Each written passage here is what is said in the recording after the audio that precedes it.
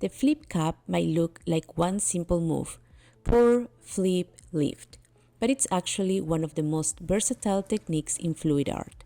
Today, I'm showing you 6 ways to play with it, 3 different ways to load your cap, and 3 creative flips that completely change the outcome. Each one gives a totally unique result, and a few might surprise you. Welcome back to Inktassi. I'm Vanessa, and today we're taking the flip cap to a whole new level. If you want to watch my intro video to flip caps where I created this piece, I'll link that down in the description box. And a big shout out to Mina Villegas. I learned so much from watching her dirty cap load and flip and drag technique on her channel. It definitely inspires some of the experiments I'm sharing with you today. Let's start with some of my tips. When doing flip caps, I like to keep my paint consistency on the thinner side, about a 1-second trace. It helps the colors blend more easily inside the cap and gives a better flow once you lift it. Now, if you are planning to swipe over your flip cap, you want a little more body in your paint so it doesn't muddy as easily. If you'd like to see exactly how I do that, I'll link my tutorial on swiping over a flip cap down in the description box. For this first cap, I'm layering my colors one on top of the other. The thinner your layers, the more depth you'll create once the paint starts to flow. Tip number 2. Don't mix complementary colors inside your cap. They'll just create mud. For example, I'm avoiding mixing my yellow with purples or oranges in this experiment. Keeping them separate helps the colors stay bright and crisp once the cap is flipped.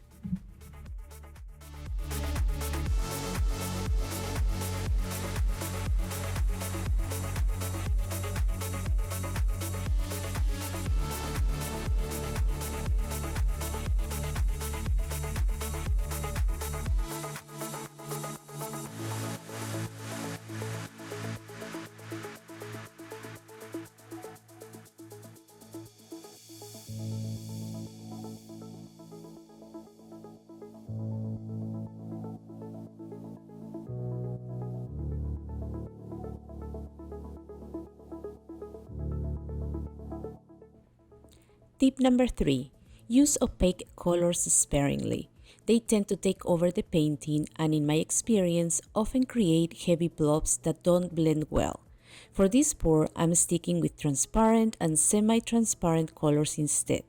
They layer beautifully and add more depth to the final piece. Tip number 4. Collect the leftover drips from your pour to use in a second flip cap. I can tell you how many beautiful backgrounds I've created from leftover paint. You can even enhance your piece by using those leftovers to draw lines or add subtle details inside the cap. It gives your painting an extra layer of movement and color.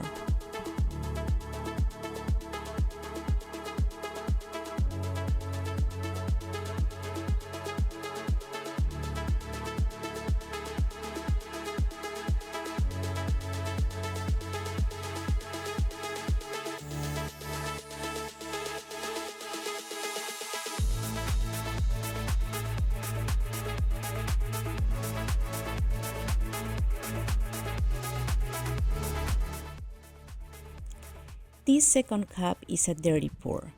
The idea here is to pour your paint from a little higher up so the colors start blending right away inside the cap. The higher you pour each color, the more they'll mix together, giving you softer transitions and a more blended look. I've also noticed that with this method, you get more paint reactions like extra cells and lacing, which makes the pour even more interesting.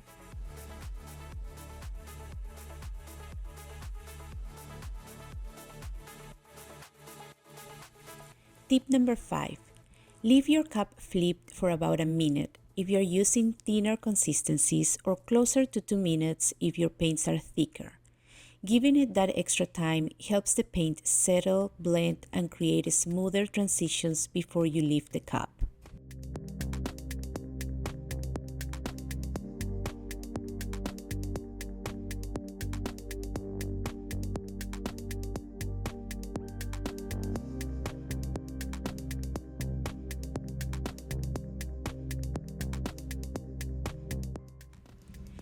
This third cup is a side-by-side load. The idea here is to pour two colors at the same time for a 50-50 split inside the cup. I like to give the cup a little twist afterward to repeat the layering in the opposite direction. It keeps the composition more balanced and dynamic.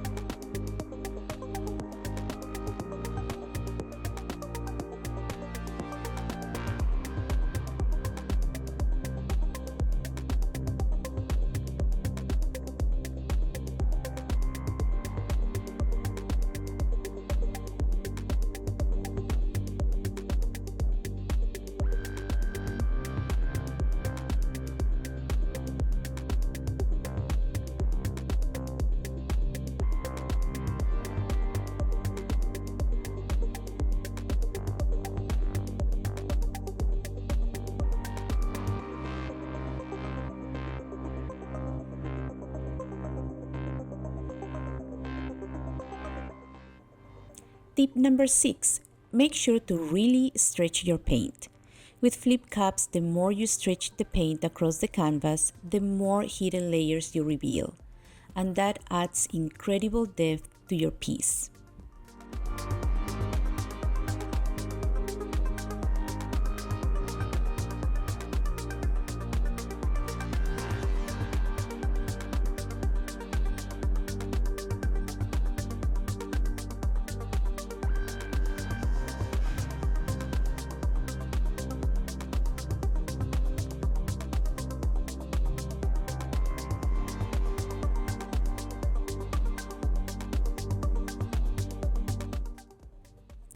This next demonstration isn't about layering. So far I've shown you how to flip one cup.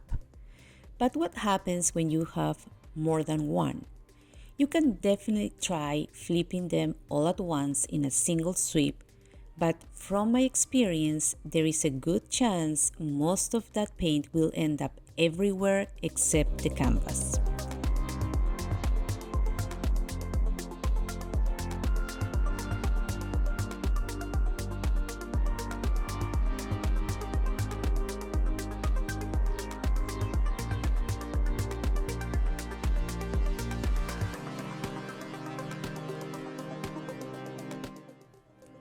The best way to handle multiple cups is with a piece of cardboard, just big enough to cover the opening of your cup.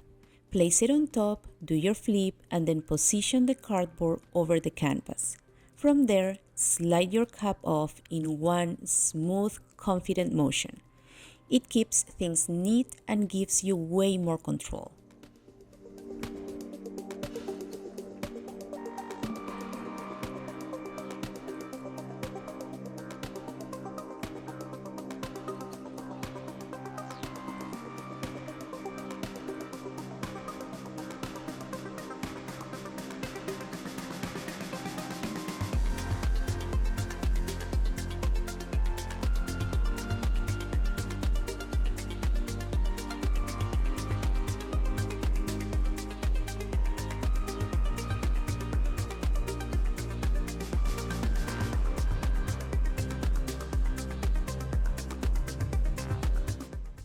I couldn't pass up the chance to collect my trips and do another flip, this time so I could swipe over it. Swiping over a flipped cup gives you such a unique result. Flip cups naturally create layers of color, and when you swipe over them, those hidden layers start to reveal themselves in the most unexpected ways. It's one of my favorite ways to add movement and depth to a piece. If you watch some of my videos, you already know I'm not a fan of swiping over thin consistencies. At a 1-second trace, most of those beautiful cells will either disappear or get distorted. Here comes tip number 7. Stretch your flip cup paint first. That way, after you swipe, you won't have to overstretch those cells later. It helps keep their shape and definition while still letting those gorgeous colors show through.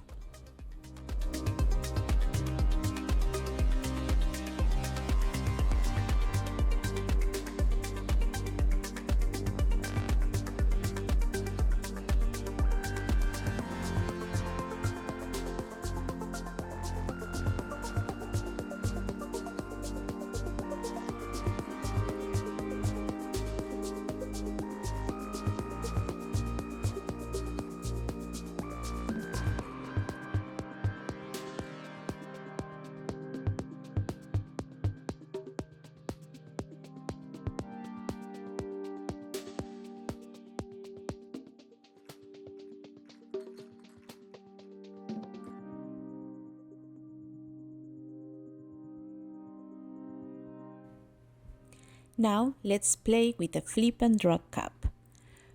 For this technique, I like to layer my colors one on top of the other, since I'll be blending them directly on the canvas right after flipping the cup.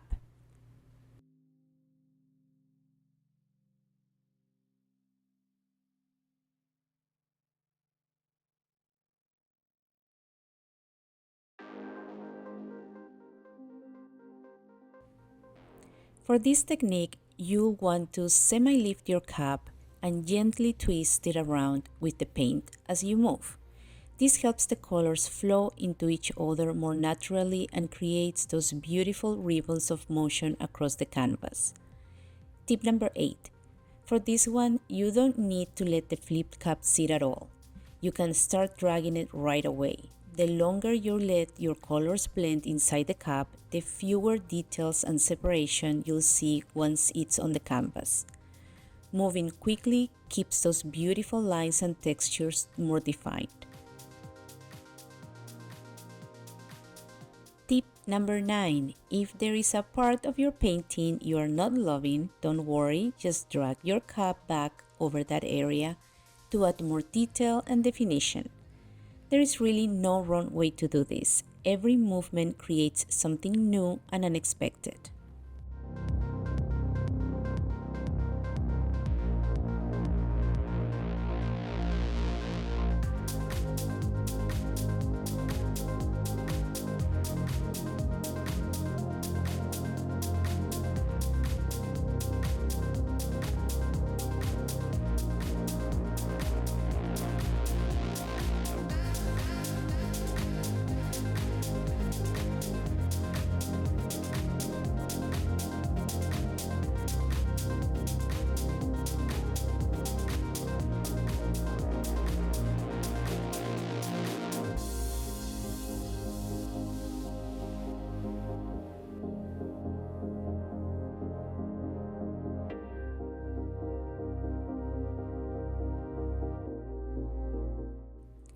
That last flip and drag turned out to be my favorite piece.